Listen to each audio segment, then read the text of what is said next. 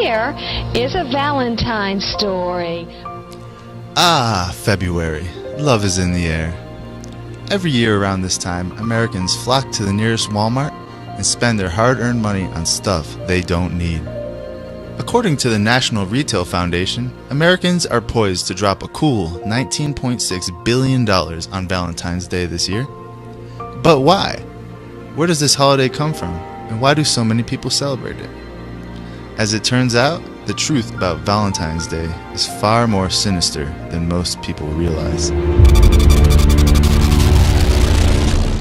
To find its true origins, we must go all the way back to ancient Babylon. It is here where the figure we know as Cupid emerges. The name Cupid comes from the Latin verb cupere, meaning to desire. Cupid was the son of Venus, the Roman goddess of beauty and love. Originally known as Tammuz and Ishtar, this mother and son couple are the progenitors of all pagan religions on earth today. In this ancient Babylonian writing, we can see the true identity of Tammuz revealed. Quote, "The little demons and the great demons cried aloud. Demons and their companions cried aloud. Our heroic Lord, he who was seized away, forsake us not. Tammuz, our Lord, was seized away, forsake us not." End quote. Yes, you heard that correctly. Tammuz is being referred to as the Lord of Demons. In this 1914 book entitled Tammuz and Ishtar, the author S. Langdon gives us more detail about the true identity of Tammuz. Quote, "The litanies and the theological lists refer to Tammuz by a title which occurs as frequently as any other, and which I have reserved for a separate treatment. For in this title we have evidence that this deity was connected with serpent worship. It is true that this connection is to be regarded as prehistoric and one which was forgotten in the age when our sources begin. For not only is Tammuz called the great serpent dragon, but the same title is more than once applied to the mother goddess herself. The title in Sumerian is God, a name which is regarded by the theologians apparently as the most important of all the titles of Tammuz. The name should mean the great serpent of heaven." End quote. The great serpent of heaven.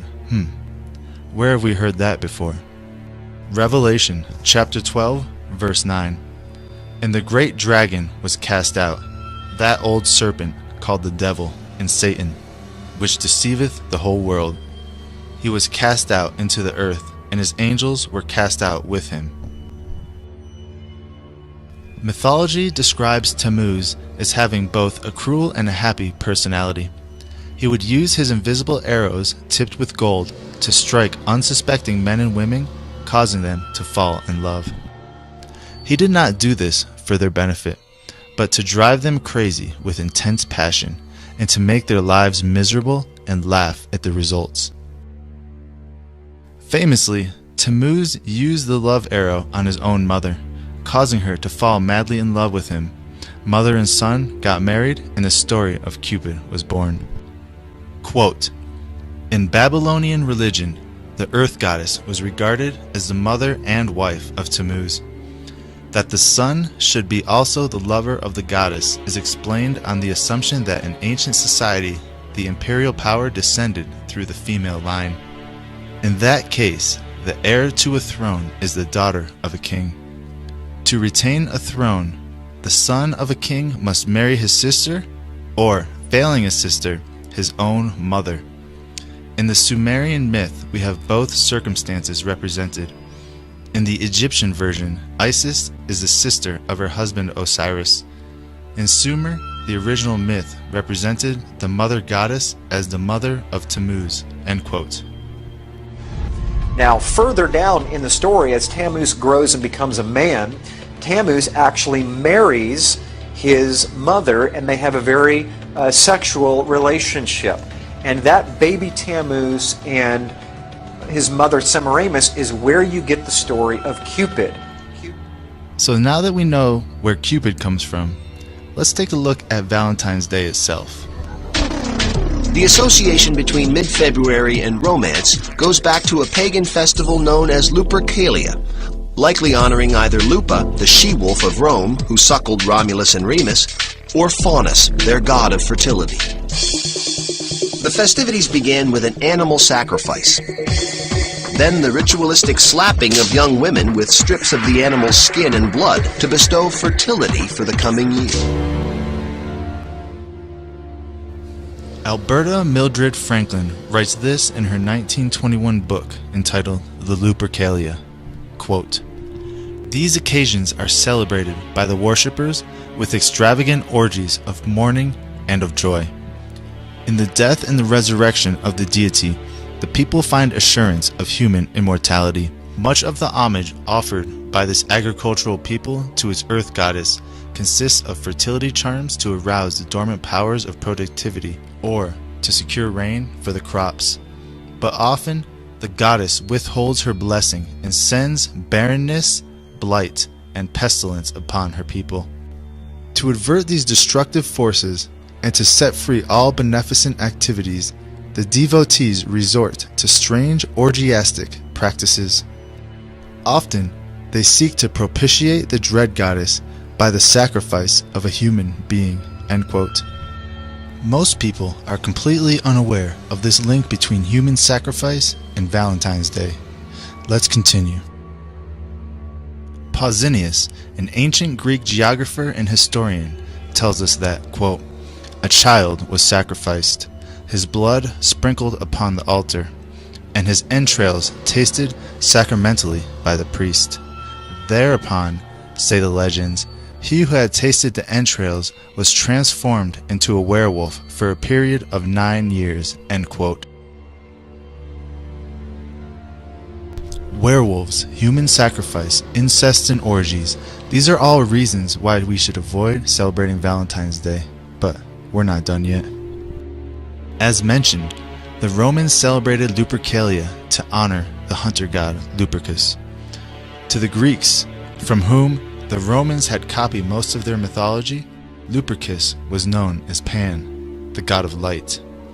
The Phoenicians worshipped the same deity as Baal, the sun god. Baal was one of many names or titles for Nimrod, a mighty hunter, especially of wolves. Defying God, Nimrod was the originator of the Babylonian mystery religions, whose mythologies have been copied by the Egyptians, the Greeks, the Romans, and a multitude of peoples around the world. Under different names or titles: Pan, Lupercus, Saturn, Osiris, Tammuz. Nimrod is the strongman and the hunter-warrior god of the ancients. Now, let's move on to the heart symbol and why we associate it with Valentine's Day and love. The title Baal means Lord or Master, and is mentioned throughout the Bible as the god of the pagans. God warned his people not to worship or even tolerate the ways of Baal. In the ancient Chaldean language, which is the original language of the Babylonians, Baal, which is similar to Baal, meant heart. So there you have it, historical proof that the holiday we know as Valentine's Day is nothing but an ancient ritual repackaged for modern times. In the 5th century, perhaps in an effort to Christianize the pagan festival, Pope Gelasius declared February 14th as St. Valentine's Day. As for the real St. Valentine, there were reportedly several canonized by the Church. Legend has it that one St. Valentine, a defiant Roman priest, lived during the 3rd century AD under Emperor Claudius II. Claudius was an ambitious ruler. His battles required vast armies of men to abandon their young families for long periods of time, resulting in a military that was half-hearted and homesick. So determined was Claudius to stop love from sapping the will of his armies, he banned marriages altogether. Father Valentine thought the ban unjust and defied the emperor, continuing to marry young lovers in secret. The emperor eventually caught on to the priest's actions, arrested him, and sentenced him to death.